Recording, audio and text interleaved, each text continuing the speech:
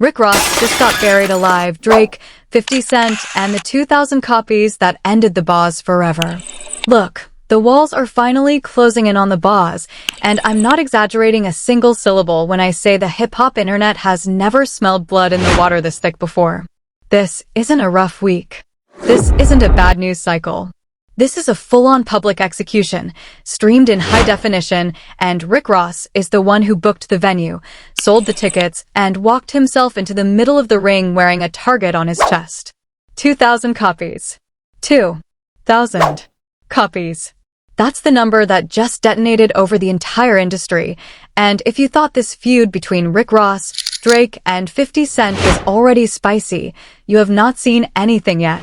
Because what happened in the last 48 hours is going to reshape the entire conversation about who's actually still relevant in this game and who's just cosplaying as a legend on Instagram Live. For anybody just tuning in, let me lay this out clean, because the timeline matters and every hour of this saga is stacking receipts on Rozay's front porch. Rick Ross dropped his brand new album, Set in Stone, and he came into this rollout swinging with more confidence than a man with a private jet full of $100 bills. He talked. He posted. He filmed. He interviewed. He picked fights with Drake. He picked fights with 50 Cent. He called his own album the album of the year before the world had even pressed play, and he did it all wearing that Rick Ross grin that says nobody in the room can touch me. That was Monday. That was the plan. That was the vision.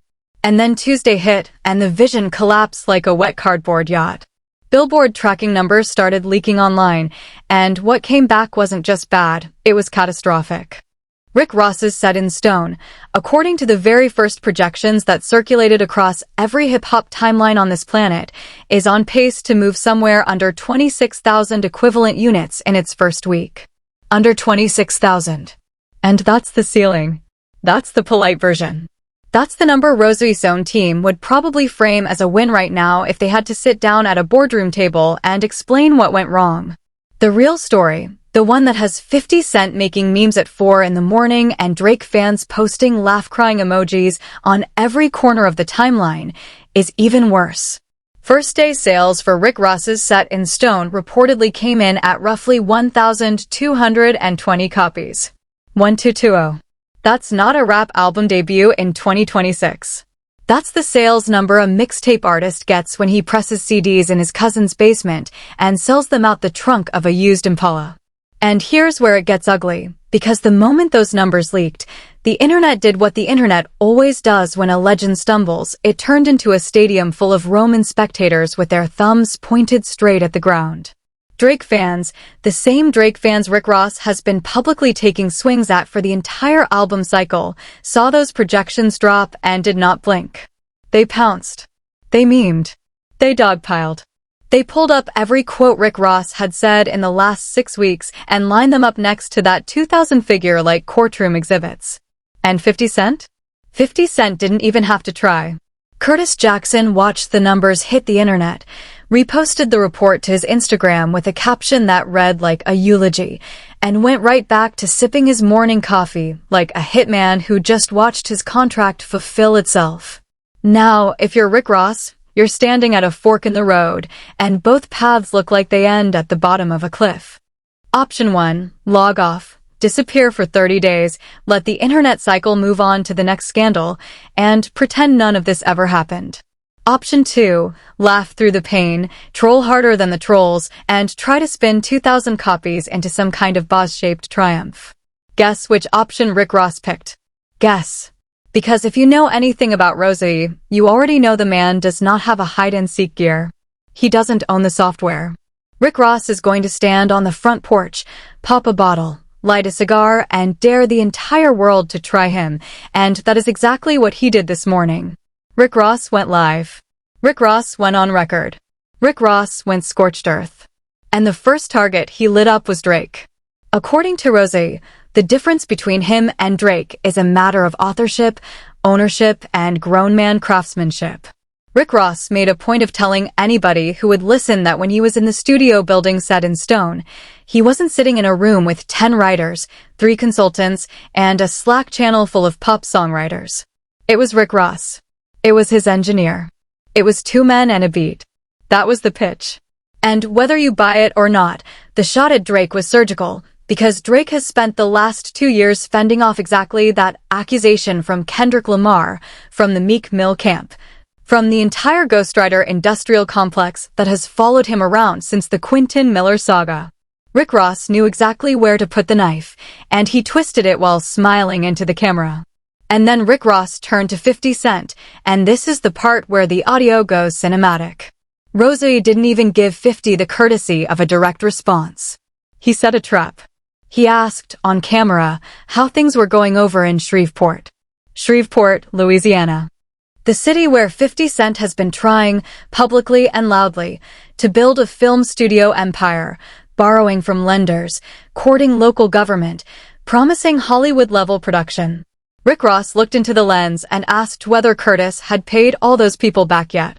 He asked whether the Shreveport banks had given 50 the loans he was reportedly chasing, or whether they had told him to keep it moving.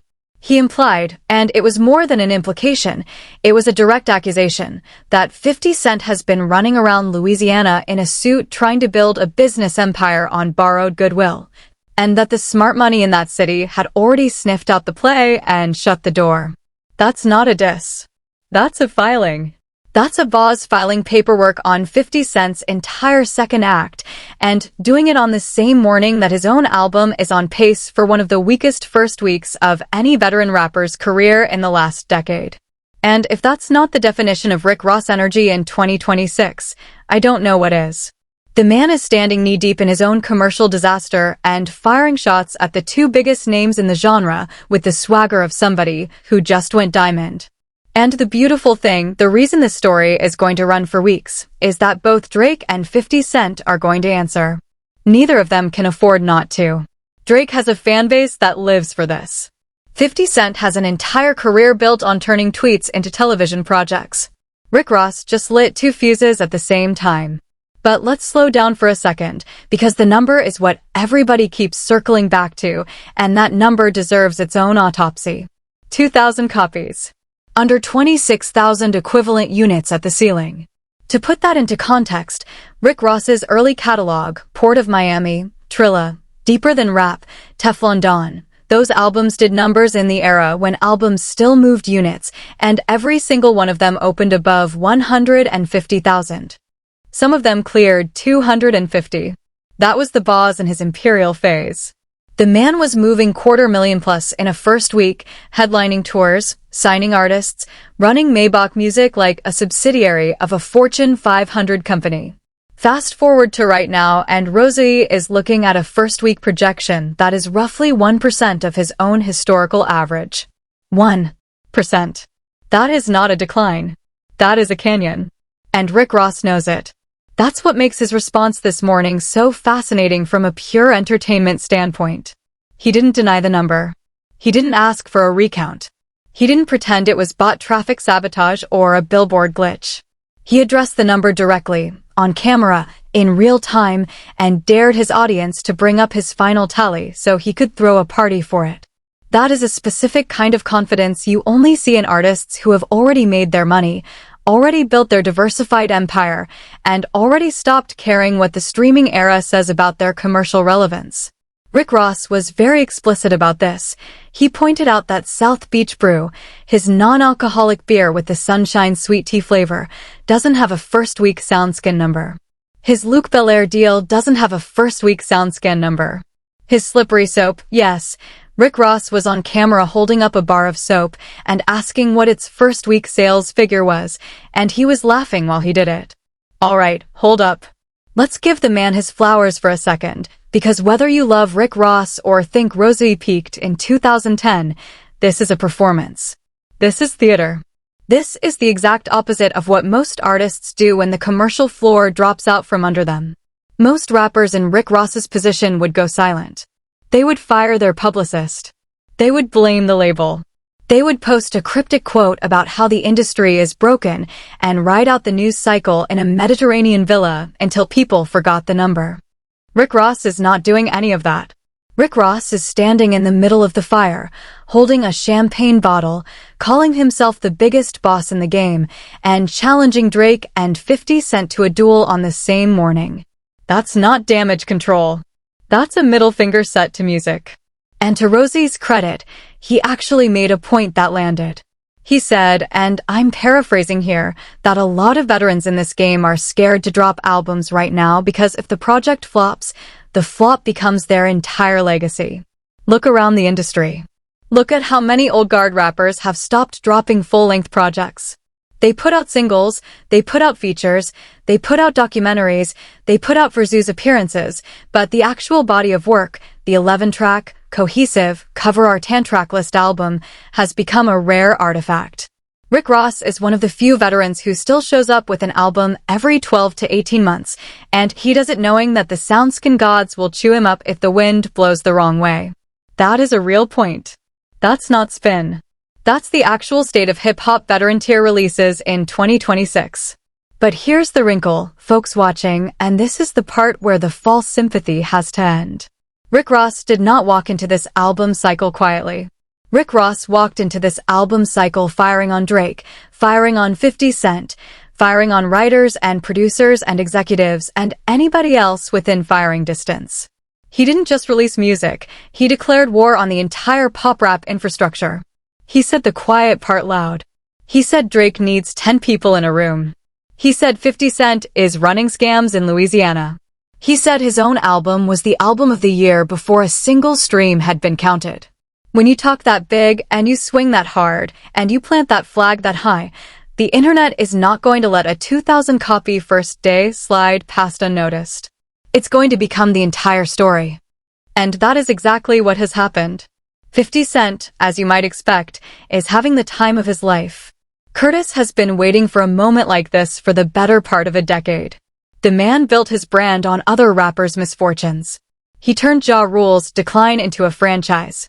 He turned every industry beef he ever had into a rerun on his own timeline.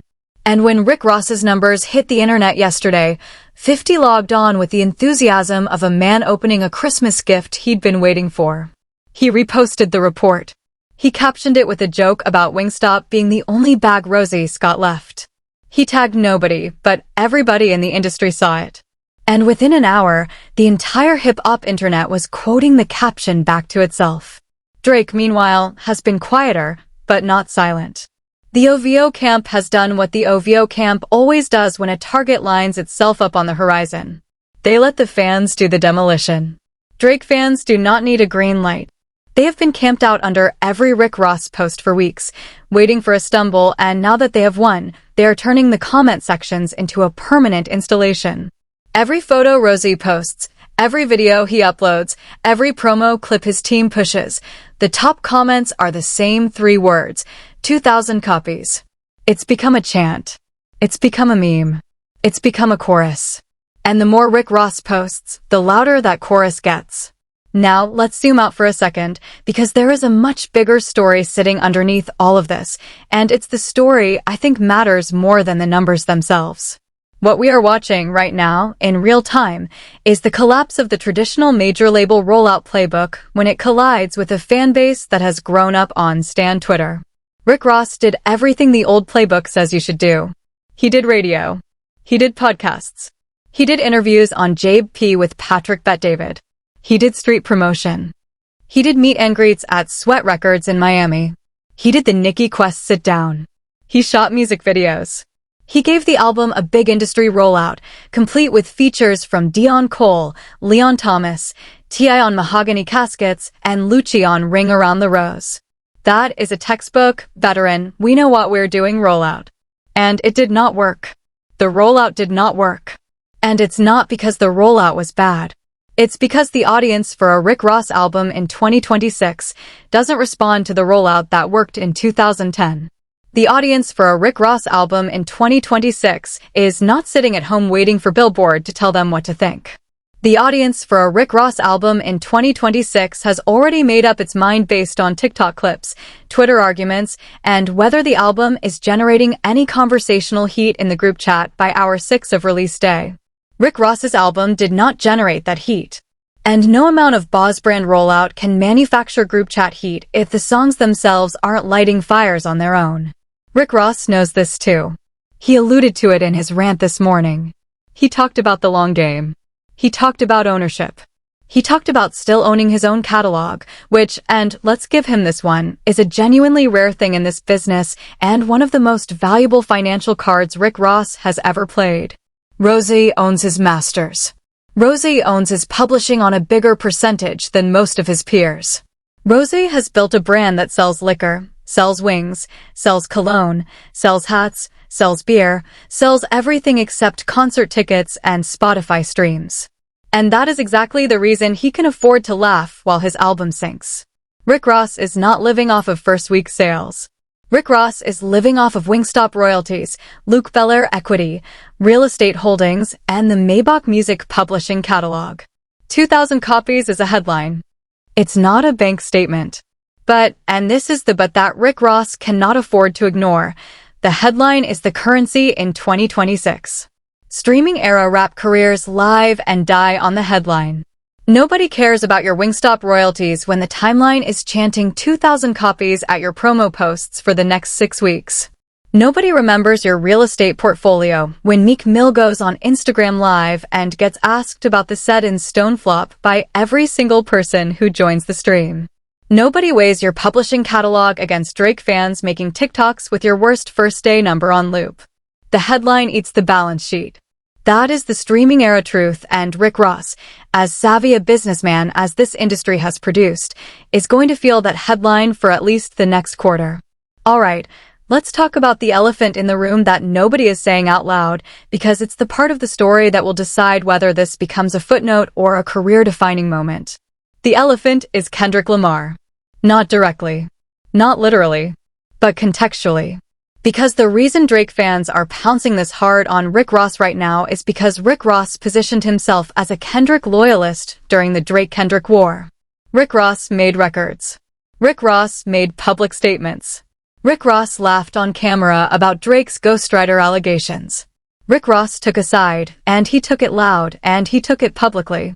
So when Set in Stone underperforms, the Drake fanbase gets to collect on a debt they've been holding for 2 years. This is not just about a bad first week.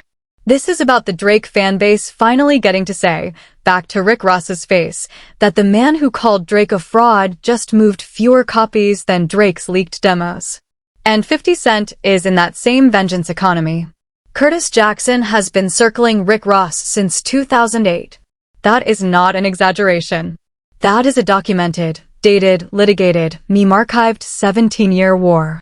50 Cent has beefed with Rick Ross about family, about finances, about fashion, about physique, about every single dimension of Rozay's public life.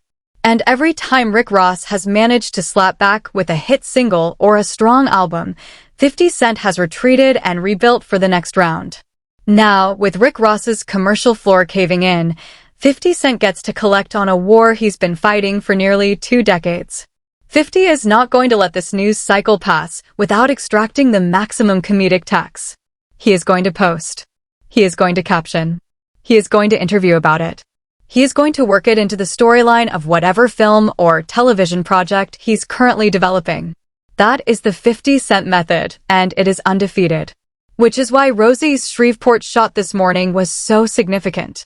He knew he needed to plant a counter-hit inside 50 Cent's own life, on 50's own ground, before Curtis could finish rolling out the roast. Rick Ross did not attack 50 Cent's music because 50 Cent hasn't put out serious music in years. He attacked 50 Cent's business. He attacked the film studio play. He attacked the borrowing narrative. He attacked the idea that Curtis is a Hollywood mogul now. And that shot, whether it's true, half-true, or exaggerated, is the kind of shot that will linger, because 50 Cent has been extremely public about his Shreveport ambitions, and any daylight in that story is a lever Rozay can pull for the next 6 months. And Drake, we cannot forget Drake in this equation, because Drake is the one whose fanbase is doing the heaviest lifting on the internet right now, and Drake is the one who has been most conspicuously silent. Drake does not need to speak. Drake does not need to post. Drake does not need to acknowledge Rick Ross at all. Every second Drake stays quiet, the more Drake's fanbase does the work for him. That is a masterclass in reputational judo, letting your enemy exhaust himself on a public stage while your own supporters film the whole thing and post the highlights. Drake has learned. Drake has watched. Drake has been through the Kendrick War and come out the other side with a new understanding of how internet warfare actually works. And Drake is using every one of those lessons right now in complete silence, while Rick Ross keeps burning fuel. Now let me tell you why this story is not going to end this week, and this is where I want everybody watching to pay attention, because the next chapter is going to be even louder than the current one. Rick Ross said on camera this morning that he is going to shoot videos for every single song on the album. Every song. That is a rollout strategy that assumes the album has legs. That assumes the songs are going to catch on secondary. That assumes streaming will build over the coming weeks as the visuals drop. That is a bet against the current numbers. It is also, on a purely tactical level, a way to keep the album in the conversation for the next 3 to 4 months, regardless of what the Sounds Can Tally says. Every music video is another news cycle. Every music video is another opportunity for Rozay to fire another shot at Drake or 50 Cent inside the visuals.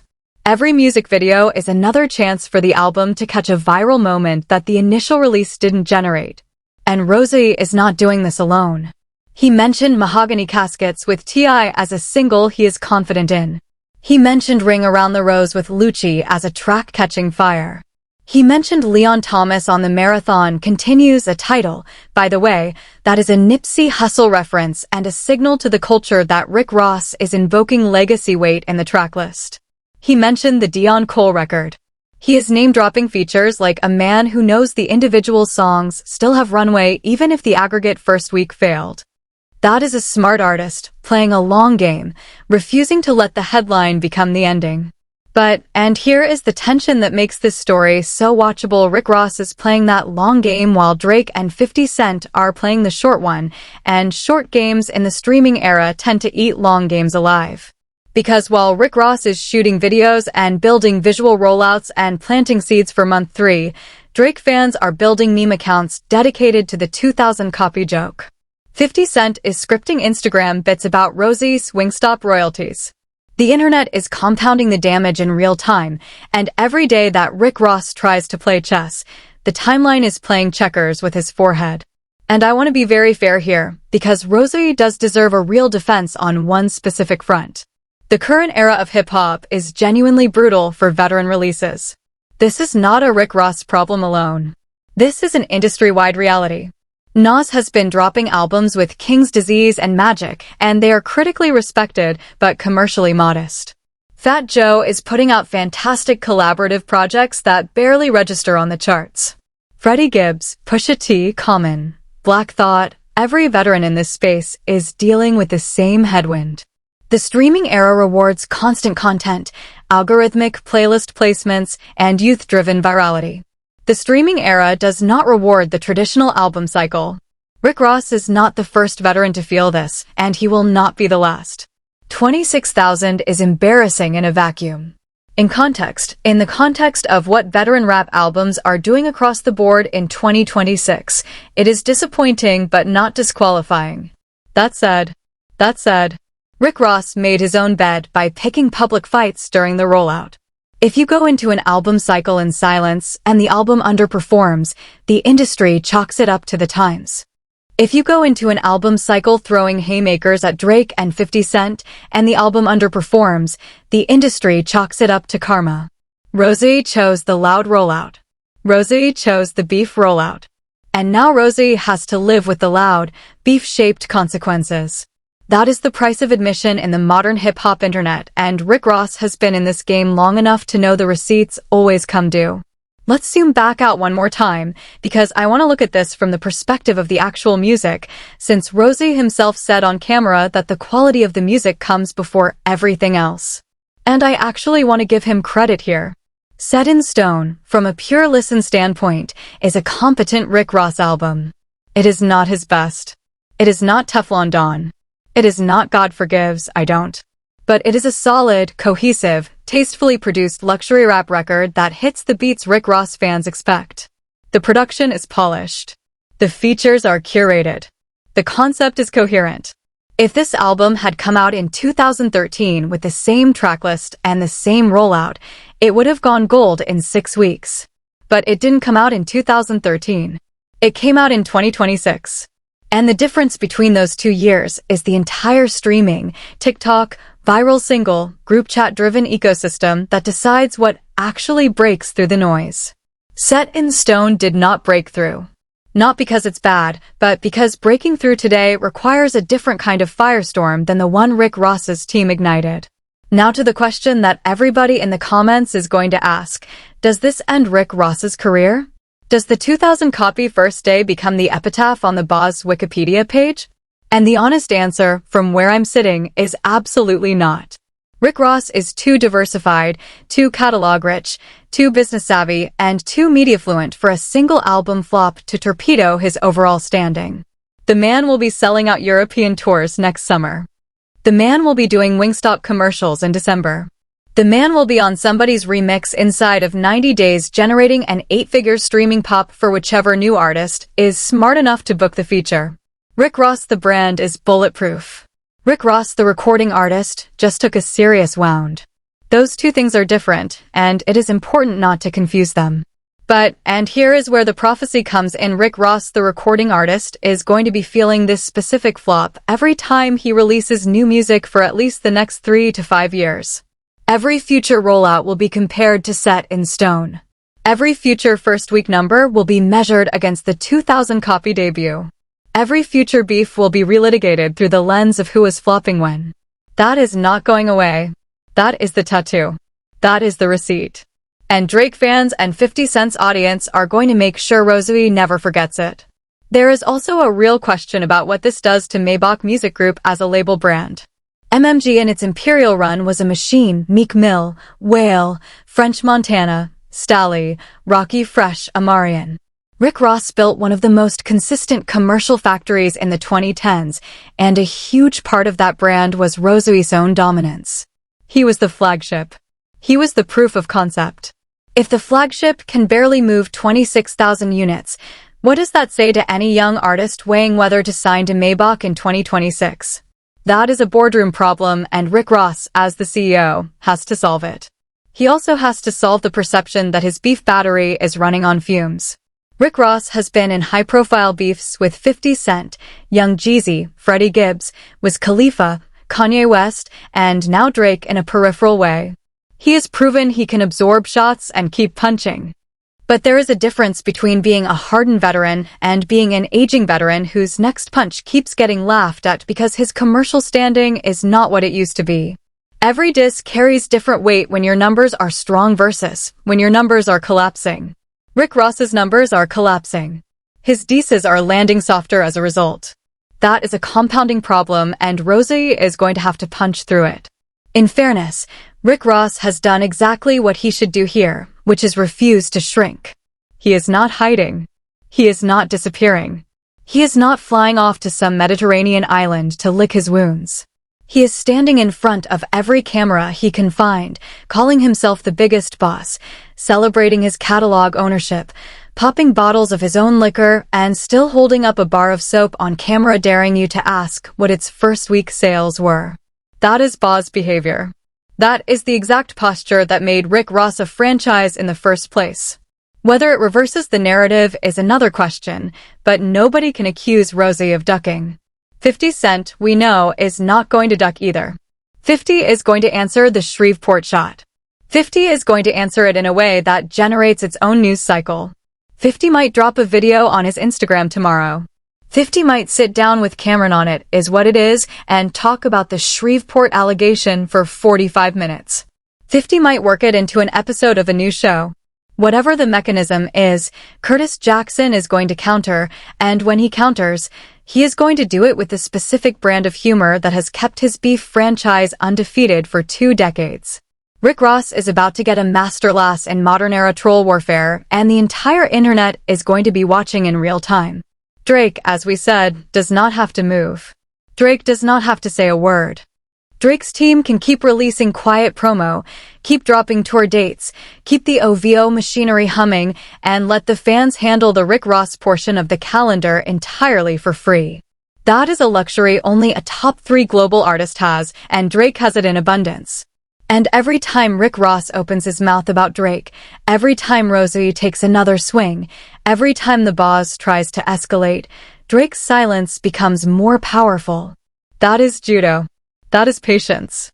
That is the modern art of internet warfare, and Drake, whatever you think of his music or his ghostwriter history, has become an absolute grandmaster at it. So where does this leave us? What happens next? Here is my honest read, folks watching. This story is going to run for at least the next 6 to 8 weeks. Rick Ross is going to keep shooting videos, keep dropping content, keep escalating with 50 Cent, and keep hoping one of his singles catches a viral moment that resets the narrative. 50 Cent is going to keep trolling, keep answering, keep working the Shreveport counter, and keep laughing all the way to Instagram's algorithm bank. Drake is going to stay silent, let his fanbase carry the weight, and drop something of his own inside of the window when Rick Ross's story is at its peak, timing it, as Drake always does, for maximum overlap and minimum effort. Meek Mill is going to get asked about Rick Ross on every podcast he does for the next 3 months. Fat Joe is going to have to weigh in whether he wants to or not. Kendrick Lamar's fanbase is going to circle back to the Rozay was on our side conversation. The entire hip-hop internet is going to litigate this one for the rest of the summer. And, through all of it, the 2,000 copies number is going to sit at the center of the story like a monument. Every new development is going to reference it. Every meme is going to invoke it. Every roast is going to be built around it. It is going to become one of those hip-hop numbers that lives forever, the way Ja Rule's post-50 numbers lived forever, the way Nelly's late career numbers lived forever, the way Maudolaria's comeback numbers lived forever. Rick Ross has just entered that specific pantheon whether he likes it or not. Here is the most important thing I want to say before I close this out. The Rick Ross story is not over. Not even close. Rozay is one hit single away from resetting the entire narrative. He has done it before.